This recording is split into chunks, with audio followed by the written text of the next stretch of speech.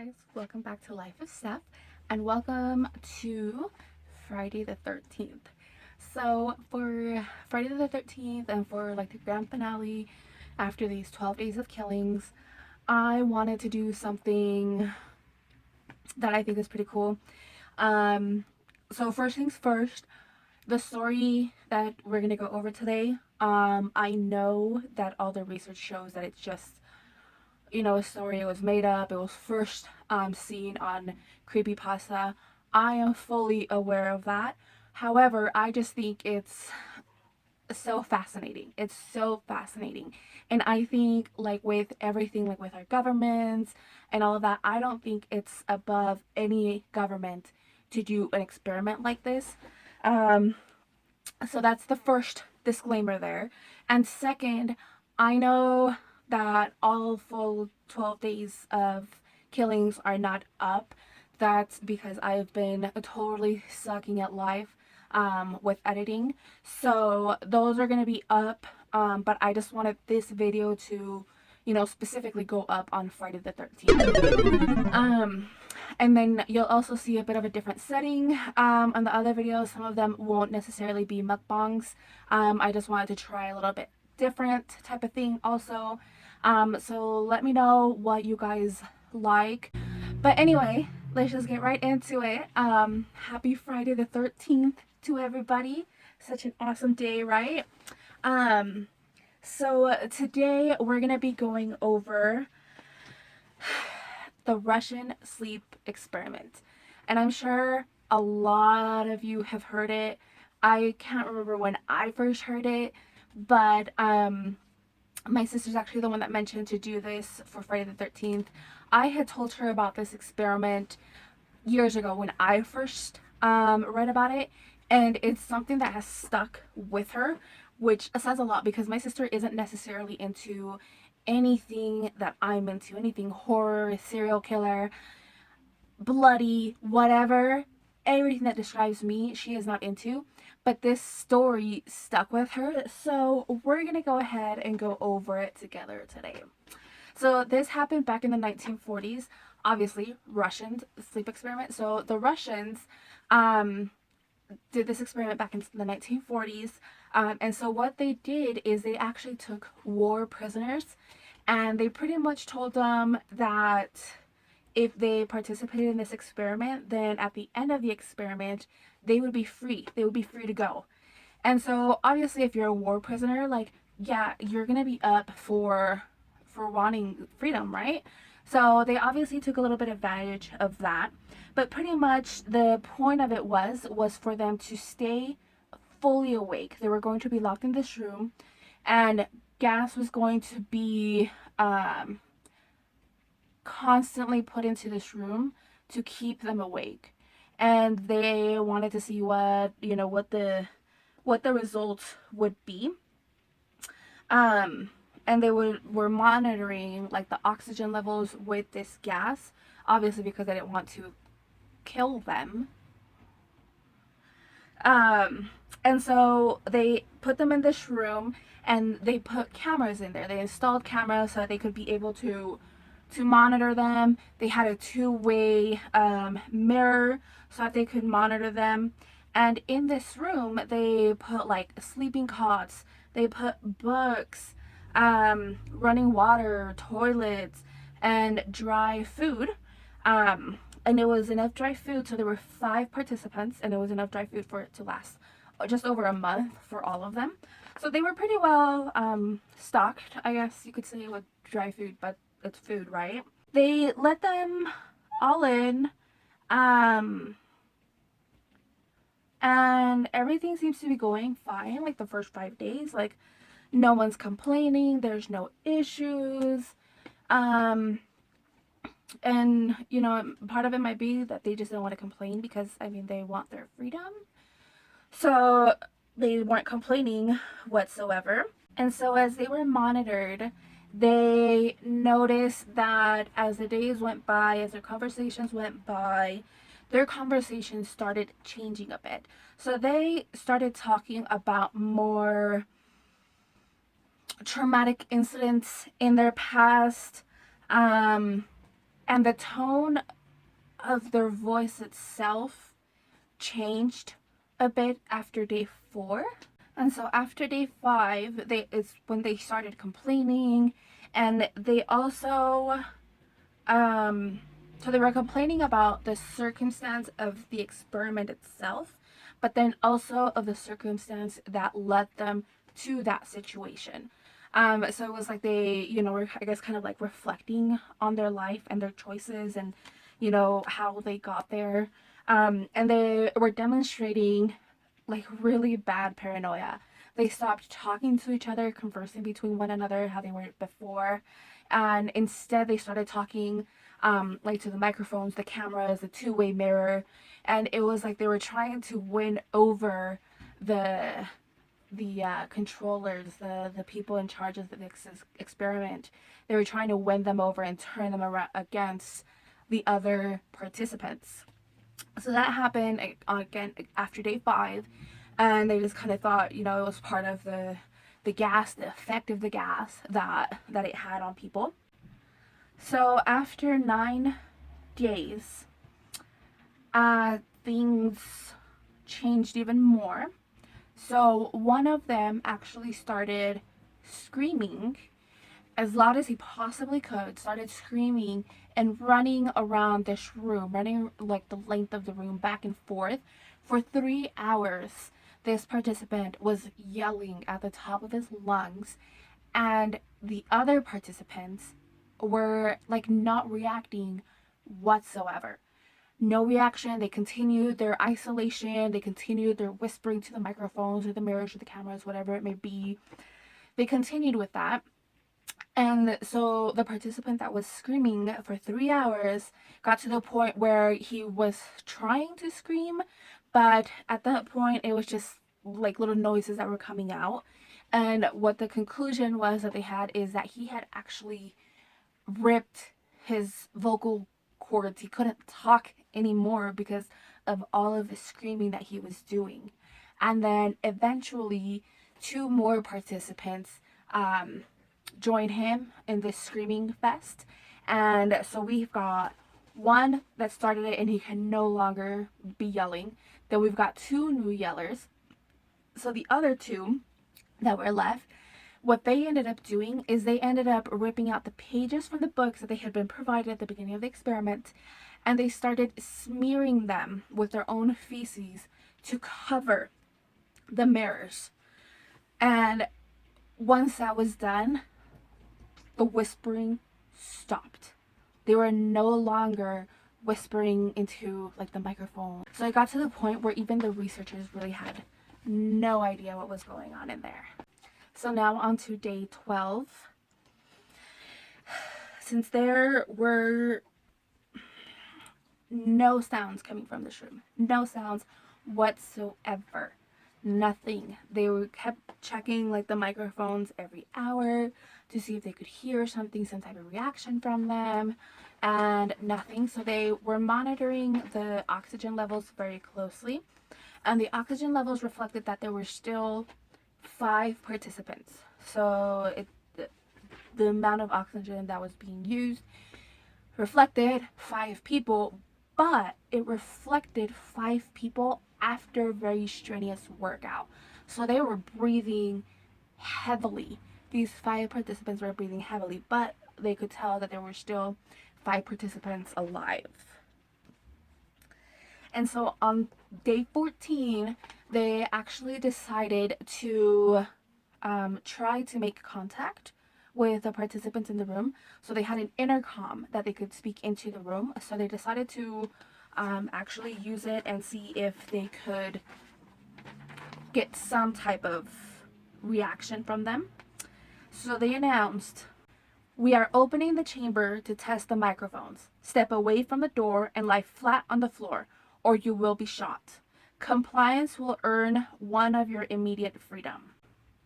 They surprisingly heard from inside, "We no longer want to be freed." So they started kind of debating amongst themselves, the researchers, the controllers, the military, all of the above, as to if they should open the door, go enter the chamber or not. And after that last response from them, they heard no more responses. So they decided to go ahead and enter the chamber. To enter the chamber, they flushed the gas that they were using to keep them awake and filled it with fresh oxygen, so obviously so they could enter. And as soon as that happened, you started hearing reactions from the participants freaking out, begging these people to leave them alone, to turn back on that gas. And they started their screaming fest, and they started screaming even louder than originally because they did not want to leave that chamber. And the soldiers, when they walked in, they started freaking out too because of the things that they saw. So when they entered the chamber, they ended up seeing that only 4 of the 5 participants were alive. So when they entered, they looked around, and it turns out that the food portions that they had been given for 30 days. Past day 5, the food portions had not been touched anymore. Around the room, scattered, were chunks of flesh from the participant that was dead. They had started ripping that apart, and they had also used chunks of flesh to cover the drains on the floor. So eventually, water and blood started accumulating on the floor to the point where it was inches of depth on the floor. And they couldn't really determine how much was water, how much was blood, but the whole floor had started flooding with water slash blood. The participants that were still alive, their muscles, they had started deteriorating. They showed signs like they had not been eating. The 4 surviving participants also had chunks missing from themselves, and so on their fingertips they were also missing flesh and skin, which led the researchers to believe that the chunks that they were missing on their body were actually self-inflicted wounds. They were literally like picking away at themselves. Now this part I'll read directly because I don't want to miss anything. So the abdominal organs below the ribcage of all 4 test subjects had been removed, while the heart, lungs, and diaphragm remained in place. The skin and most of the muscles attached to the ribs had been ripped off, exposing the lungs through the ribcage. All the blood vessels and organs remained intact. They had just been taken out and laid on the floor, fanning out around the eviscerated but still living bodies of the subjects. The digestive tract of all 4 could be seen to be working, digesting food. It quickly became apparent that they were digesting their own flesh. The flesh that they had ripped off, they were eating. So they were practicing like self-cannibalism. Yeah. So a lot of the soldiers that had originally entered the chamber refused to re-enter it. So it was a struggle with getting soldiers to be able to enter this chamber to remove these participants, and especially because the participants were still not willing to be removed. They were still begging to stay in this chamber, begging for this gas to be turned back on. And so the struggle between the participants and the soldiers actually ended up in some of the soldiers dying. One of them ended up having his throat ripped out. Another one was severely injured. He had like one of his arteries severed because one of the participants bit him. And then 5 other soldiers ended up losing their lives. One of those 5 actually ended up committing suicide after this event. So one of the 4 participants ended up, his spleen ended up rupturing, and he actually bled out. The doctors did try to save him. They tried giving him morphine as well, which they gave him way over the regular dose, and it was still doing nothing. Nothing was affecting this person whatsoever. He was bleeding out. He continued fighting tooth and nail. So we were down to 3. So those 3 were heavily restrained, removed. 2 of them could still talk and yell, and they continued to be yelling and begging them to be returned to the chamber, begging for this gas to be turned back on for them. One of them was taken into surgery actually because he was the most injured of all. So they took him into surgery in hopes that they could put his organs back in his body. When they got him into the operating room, though, they came to find out that the sedatives that they gave him were not working on him. They tried giving him sedatives. They had a 200-pound soldier on top of him, and they could not manage to restrain this participant. He ended up fighting for a while, ripping the restraints. Eventually, as they continued to give him sedatives, he did end up falling asleep. The moment he fell asleep, his heart stopped. So when they did the autopsy, they found that his blood had triple the normal level of oxygen. The muscles on his body, the muscles that were still attached to his body, were severely torn, and he had 9 broken bones. Ugh. And a lot of these injuries were just from the force he was using to try to break free, to not be restrained, to return to this chamber and to this gas. Now, moving on to the original screamer, the one who destroyed his vocal cords. Since he couldn't really yell or anything, he was simply shaking his head vigorously when people were talking about surgery, where they were talking about giving him anesthetics, trying to put him, trying to sedate him.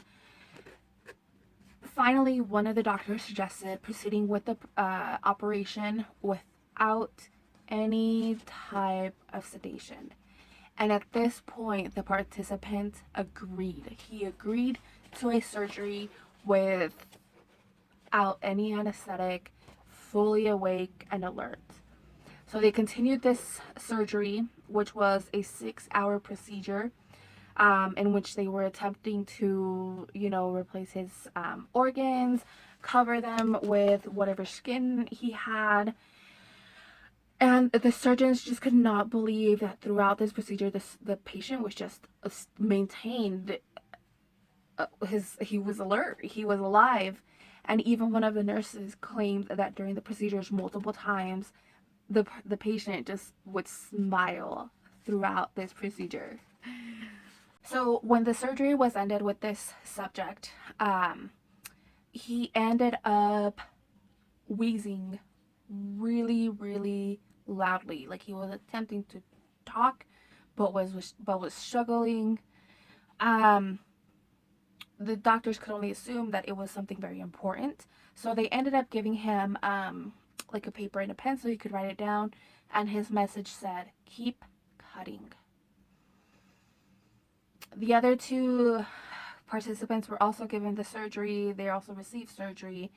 Also, both of them had no anesthetic as well.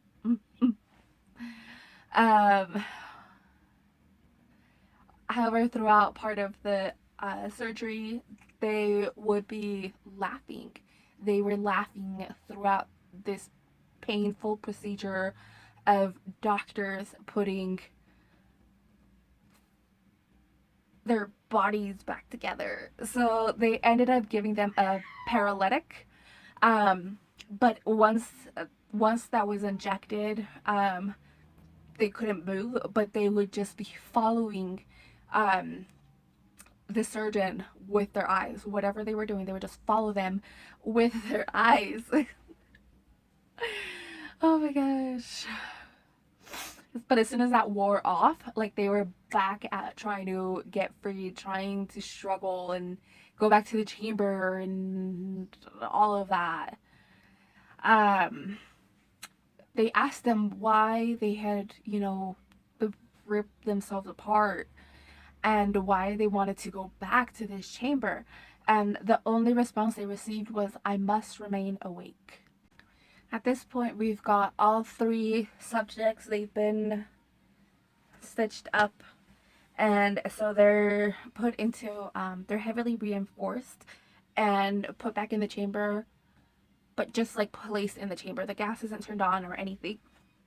And at this point, the doctors and the military are trying to figure out exactly what it is to do with these participants.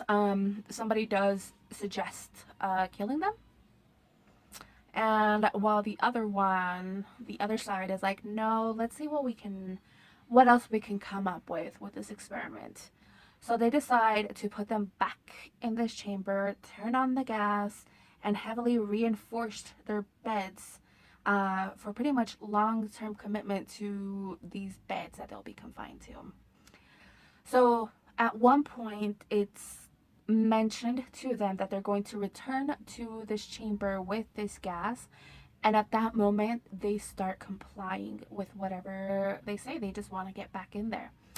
So part of their return is they're going to be hooked up to EEGs, and so they're hooking them up, and the moment that one of them is hooked up, they start noticing a very interesting trend on their brain waves. So they will have normal brain waves, and then it'll flatline, like they're experiencing, like they're brain dead, and then they'll be back again.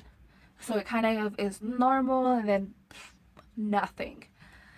And you can see that they're fighting so hard to stay awake. They're doing whatever they can, humming, trying to like just constantly blink, rubbing, like trying to, make force with their legs against the restraints, whatever they can, just to stay awake, because they do not want to fall asleep and they just want to get back into this room.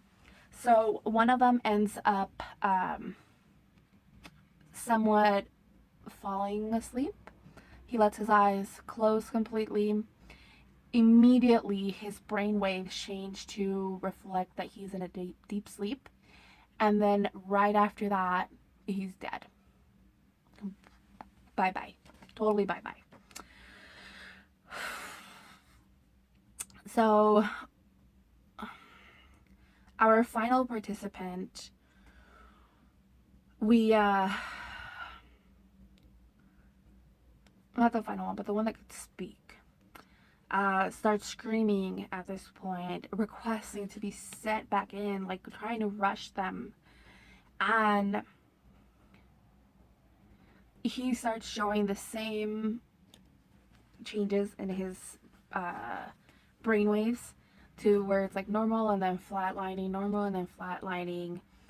And they quickly receive orders to seal the chamber with both of the subjects. So one is the one that can talk and one is the one that can no longer talk, to seal both of them in there.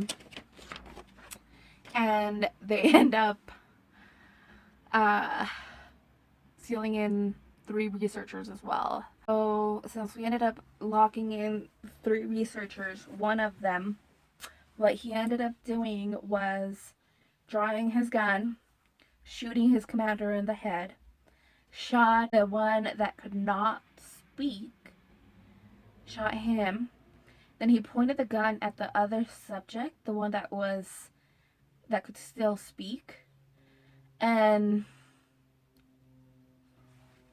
he was just yelling.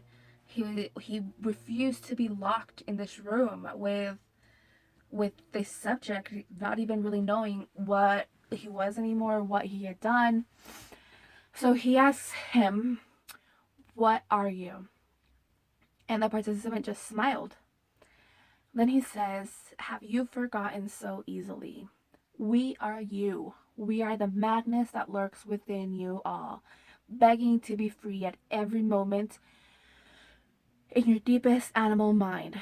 We are what you hide in your beds every night. We are what you sedate into silence and paralysis when you go to the nocturnal haven where we cannot tread." The researcher paused, and then he pretty much shot him in the heart, which of course obviously killed him.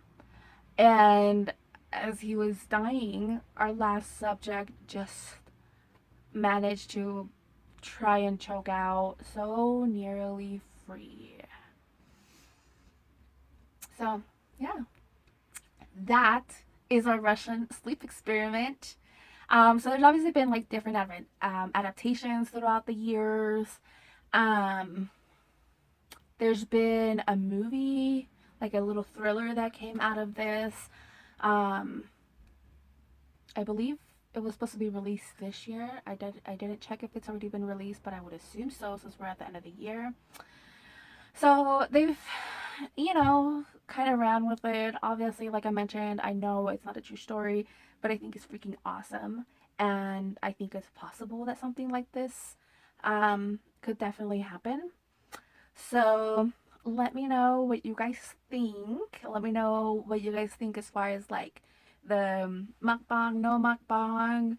And you'll also have other videos. Once I get the other ones uploaded, you'll have those to compare as well. Thank you so much for watching. I hope you guys enjoyed it. Be sure to give it a like, share, subscribe, and follow on my social media. It's linked down below. And I will see you guys on the next video. Bye.